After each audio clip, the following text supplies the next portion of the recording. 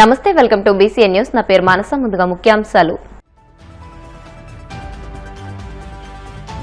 విశాఖను knowledge economy hub గా తీర్చిదిద్దుతామన్న మంత్రి వాసంశెట్టి సుభాష్.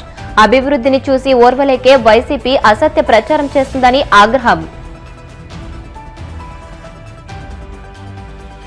కూటమి సర్కార్ రాష్ట్రాన్ని అప్పుల కుప్పగా మార్చిందన్న మాజీ మంత్రి కన్నబాబు. రాష్ట్ర అప్పులపై ప్రజలకు చంద్రబాబు పచ్చి అబద్దాలు చెబుతున్నారంటూ ఫైర్.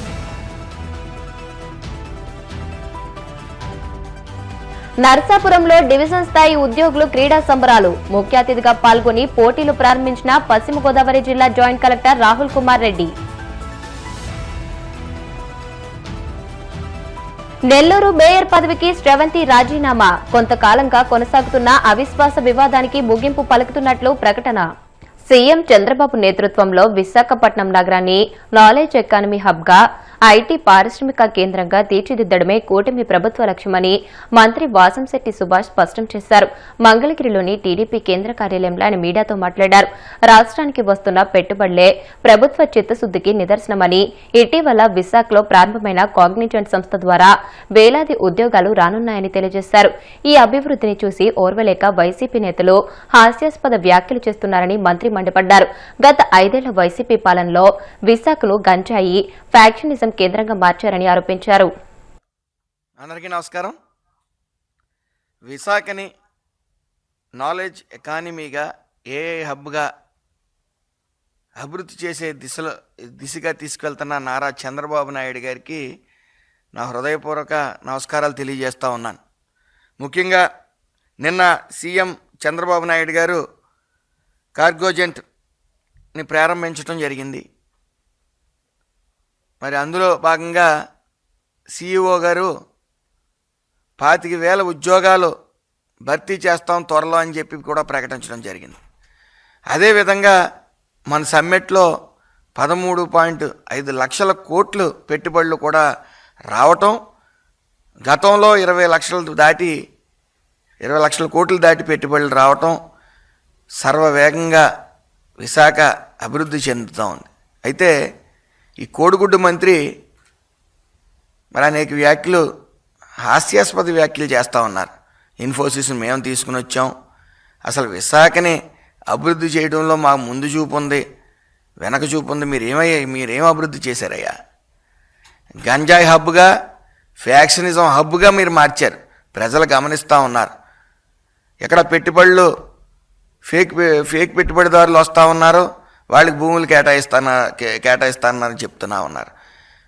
అనేక అవినీతి కేసులు మీరు చంద్రబాబు నాయుడు గారి మీద పెట్టారు. అవి ఏమైనా నిలబడతా ఉన్నాయా? ఒక్కొక్కటిగా వీగిపోతూ ఉంది. మీ నాయకుడు జగన్మోహన్ రెడ్డి గారికి దమ్ము లేక కోర్టుకు వెళ్ళే విధానాన్ని మరి పక్కదోవ పెట్టించి అనేక అర్జీలు పెడతా ఉన్నారు ఆయన కోర్టుకి. మీకు దమ్ము ధైర్యం ఉంటే అది వేగవంతంగా ముగించమని సహకరించండి కోర్టులకి. ఈ రోజున నిరుద్యోగ సమస్య, గంజాయి సమస్య, ఫ్యాక్షనిజం సమస్య, అనేక భూములు మీకు ఇవ్వకపోతే 22,000 పెట్టడం, అనేక రకాల హింసలు పెట్టారు. ఈరోజు మీద ఏదో అభివృద్ధి చేసాం, ఆ కంపెనీని తెచ్చాం, ఈ కంపెనీని తెచ్చాం అని చెప్తా ఉన్నారు. మీకు సిగ్గుందా అసలు? ప్రజలు గమనించారు అన్నీ, మీరు చేసిన పనులన్నీ. అది రిషికొండని కొండనంతా గోకి అక్కడ ఒక ప్యాలెస్ కట్టారు. ఆ ప్యాలెస్లో అమౌంట్ 30 లక్షలు, మళ్ళీ దానికి సీవ్యూ ఈయనకి. ఏం చేస్తూ ఉన్నారు? ప్రజలు గమనించలేదు అనుకుంటా ఉన్నారా? లేనిపోని వ్యాఖ్యలు చేయటం. ఈ పీపీపీ మోడల్లో మరి మెడికల్ కాలేజీలుని తప్పుదోవ పట్టిస్తూ మరి ఏదో ప్రజలకి నష్టం జరిగిపోతూ ఉందని చెప్తా ఉన్నారు. పూర్తిగా మెడికల్ సీట్లు మీరు ఇచ్చిన దానికన్నా ఎక్కువ మెడికల్ సీట్లు ఇచ్చే విధానాన్ని తీసుకురావడంతో పాటు పేదలకు వైద్యం సక్రమంగా అందే మార్గంలో ఇవన్నీ ఆలోచించి చేస్తే మీరు తప్పుదోవ పట్టించడం, ప్రైవేటీకరణ చేసేసరిని అల్లరి చేయటం, కోటి సంతకాలు మళ్ళీ దానికి. అయ్యా, మీరు కోటి సంతకాలు అనేవి మీ కార్యకర్తలు సంతకాలు పెట్టలేక అనేక ఇబ్బందులు పడతా ఉన్నారు. మరి ప్రజల దగ్గరికి వెళ్లకుండా కార్యకర్తల చేత ఒక్కొక్కరి చేత 2 సంతకాలు పెట్టించుకోవడం, వాళ్ళ చేతులు లాగేస్తున్నాయని గోల పెడతా ఉన్నారు. మీరు సంతకాలు పెట్టవలసింది 1 కోటి సంతకాలు దాని మీద కాదు, 151 సీట్ల నుంచి 11 సీట్లు మనం ఎందుకు వచ్చేసాం అనే దాని మీద మీ కార్యకర్తలతో కూర్చుని ఒకసారి మీరు కూడా ఎందుకు సహకరించలేదు అనేది మీరు ఆలోచించి దాని మీద ఓ రివ్యూ తీసుకుని మీరు సంతకాలు పెట్టించుకోండి. ఓ 25-30 సంవత్సరాల తర్వాత మీరు అధికారంలోకి వచ్చే ప్రయత్నం చేయండి. రాష్ట్రాన్ని కూటమి సర్కార్ అప్పుల కుప్పగా మార్చిందని మాజీ మంత్రి కురసాల కన్నబాబు మండిపడ్డారు. కాకినాడలో ఆయన మీడియాతో మాట్లాడుతూ రాష్ట్ర అప్పులపై ప్రజలకు చంద్రబాబు పచ్చి అబద్దాలు చెప్పారని అన్నారు. వైసీపీ హయాంలో రాష్ట్ర అప్పులపై టీడీపీ నేతలు దుర్మార్గంగా ప్రచారం చేస్తున్నారని ధ్వజమెత్తారు.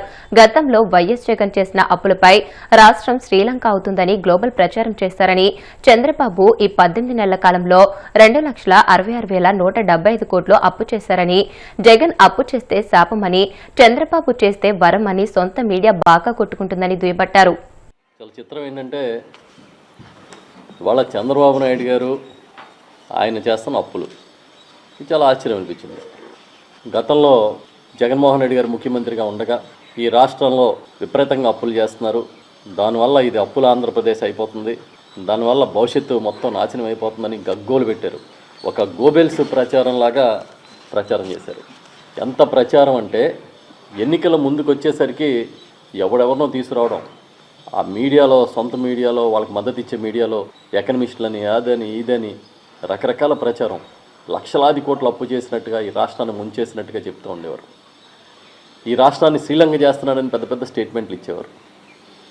ఇవాళ చూస్తే పరిస్థితి ఏంటంటే 18 నెలల కాలం అయింది చంద్రబాబు నాయుడు గారు అధికారంలోకి వచ్చి, ఇప్పటికీ 2,66,175 కోట్లు అప్పు చేశారు. 2,66,175 కోట్లు సగటున ప్రతిరోజు ఇంచుమించుగా 500 కోట్లు అప్పు చేస్తున్నాడు. ఇది ఆయన సీనియారిటీ, ఇది ఆయన పరిపాలన దక్షత, ఇది ఆయన గొప్పతనం. అంతకుముందు జగన్ గారేమో అప్పులు చేస్తూ ఉంటే ఏం రాసేవారంటే జగన్ అప్పు చేస్తే శాపం, అదే ఇప్పుడు చంద్రబాబు అప్పు చేస్తే రాష్ట్రానికి వరం. ఇది వాళ్ళ సొంత మీడియాలోనూ వాళ్ళ సొంత ప్రచారంలోని బాకాలు ఊదుకుంటూ ఉన్నారు. మాకు చాలా ఆశ్చర్యంగా ఉంది. జగన్మోహన్ రెడ్డి గారు అధికారంలో ఉన్న 5 ఏళ్ల కాలంలో 2 ఏళ్ళు కోవిడ్, భయంకరమైన పరిస్థితులు, ప్రపంచం ఎప్పుడు చూడని పరిస్థితులన్నీ చూసాం. అయినా కూడా పథకాలు ఆగలేదు, పేదలకు ఇస్తానన్న మాట తప్పలేదు, మరో పక్కన వైద్యపరంగా ఆదుకునే కార్యక్రమాన్ని ఆపలేదు. ఇన్ని చేసి నేరుగా డీబీటీ కింద డబ్బులు ఇచ్చి దానికోసం రాష్ట్ర ఆర్థిక పరిస్థితి సపోర్టివ్గా అప్పు చేస్తే ఆ రోజు ఈ రాష్ట్రాన్ని శ్రీలంక చేస్తారా అని మాట్లాడుతూ ఉండేవారు. మరి ఇప్పుడు ఈ 18 నెలల కాలంలో మీరు చేస్తున్న అప్పులు చూసి ఏం చెప్పాలి? మీ గోబెల్స్ ప్రచారానికి ఏ పేరు పెట్టాలి? ఆ రోజు ఏమేమి మాట్లాడారని చూస్తే రాష్ట్రం శ్రీలంక అవుతుంది, ఏప్రిల్ 5వ తేదీ 2022 చంద్రబాబు నాయుడు గారి స్టేట్మెంటు. రాష్ట్రాన్ని శ్రీలంకగా ప్రకటిస్తారేమో అదే సంవత్సరం ఏప్రిల్ 13, 2022లో స్టేట్మెంటు. మేలుకోపోతే మనకు శ్రీలంక గతే ఈనాడులో కథనాలు. శ్రీలంక పరిస్థితికి రాష్ట్రం కోతవేటు దూరంలో ఉంది. 2022 మే 17న పవన్ కళ్యాణ్ గారి ట్వీట్. శ్రీలంక కంటే రాష్ట్ర అప్పులు 4 రెట్లు. ఇప్పుడు ఆర్థిక మంత్రిగా ఉన్న పయ్యావుల కేశవ్ గారు. అప్పులతో ఆంధ్ర పేరు మారు మోగిస్తున్నందుకు జగన్కు అప్పురత్నాన్ని పేరు పెట్టాలి. పవన్ కళ్యాణ్ గారి ట్వీట్ 2023. అక్టోబర్ 25, 2023ని పురంధరేశ్వరి గారు, ఆ రోజు బీజేపీ అధ్యక్షురాలు, ఆమె రాగం రాష్ట్ర రుణం 11 లక్షలు. ఇంకెవరినో తీసుకొస్తారు, వాళ్ళేమో 14 లక్షలు అంటారు. ఈవిడే 2023లోనేమో 11 లక్షలు అంది, మళ్ళీ 12.5 లక్షలు అప్పు అయిపోయిందని 2024 ఏప్రిల్లో చెప్పింది. ఇలా ఏంటంటే చెప్పిన అబద్ధం చెప్పకుండా పచ్చి అబద్ధాలని ప్రజల చెవుల్లోకి ఎక్కించి నిజంగానే ఇదేమో అప్పుల ఊబిలోకి వెళ్ళిపోతుందేమో రాష్ట్రం అన్నంత దుష్ప్రచారం చేశారు. తీరా చూస్తే ఇవాళ ఇంత పెద్ద సంపద సృష్టికర్త, ఇంత పెద్ద సీనియారిటీ ఏమైపోయిందో మనకు అర్థం కాదు. పోనీ తెచ్చిన డబ్బులు ఏమన్నా ప్రజలకి పథకాల పేరిట అకౌంట్లో వేసారా అంటే అది లేదు. పశ్చిమ గోదావరి జిల్లా నర్సాపురంలోని వైఎన్ కళాశాల పీజీ క్యాంపస్ గ్రౌండ్ లో నర్సాపురం డివిజన్ స్థాయి ఉద్యోగుల క్రీడల పోటీలను జిల్లా joint collector T Rahul Kumar Reddy ప్రారంభించారు. ఈ సందర్భంగా ఆయన మాట్లాడుతూ ఉద్యోగులు తమ విధులతో పాటు క్రీడా పోటీల్లో పాల్గొనడం వలన వారి మధ్య స్నేహపూర్వక వాతావరణం పెంపొందుతుందని అన్నారు. క్రీడలు శారీరక మానసిక ఆరోగ్యానికి దోహదపడతాయని అన్నారు. జిల్లాలోని భీమవరం, నర్సాపురం, తాడేపల్లిగూడెంలో డివిజన్ స్థాయి క్రీడా సంబరాలను ఒక పండుగ వాతావరణంలో ప్రారంభించుకోవడం జరిగిందని అన్నారు.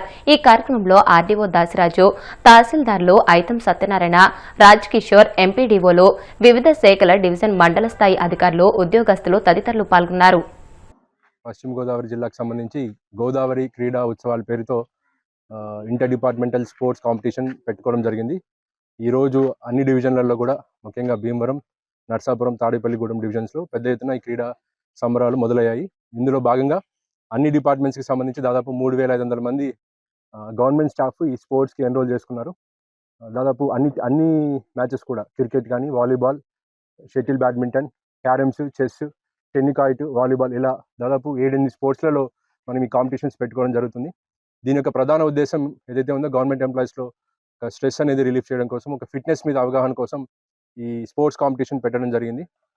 హెల్దీ లైఫ్ స్టైల్ మెయింటైన్ చేసుకోవాలనే ఉద్దేశంతో అందరికీ కూడా స్పోర్ట్స్ మీద ఒక అవగాహన, అదేవిధంగా ఒక టీమ్ స్పిరిట్ రావాలని చెప్పి ఉద్దేశంతో ఇంటర్ డిపార్ట్మెంటల్ స్పోర్ట్స్ పెట్టడం జరిగింది. దీనివల్ల ఖచ్చితంగా ఉద్యోగస్తులలో కొంత స్ట్రెస్ రిలీఫ్ కావడం, అదేవిధంగా ఫిట్నెస్ కూడా పెంచుకోవడానికి కొంత ఈ హ్యాబిచువేట్ చేసుకోవడానికి ఇది ఒక మంచి పొటెన్షియల్గా సోర్స్గా ఉంటుందని భావిస్తూ కలెక్టర్ గారు ఇది స్టార్ట్ చేశారు.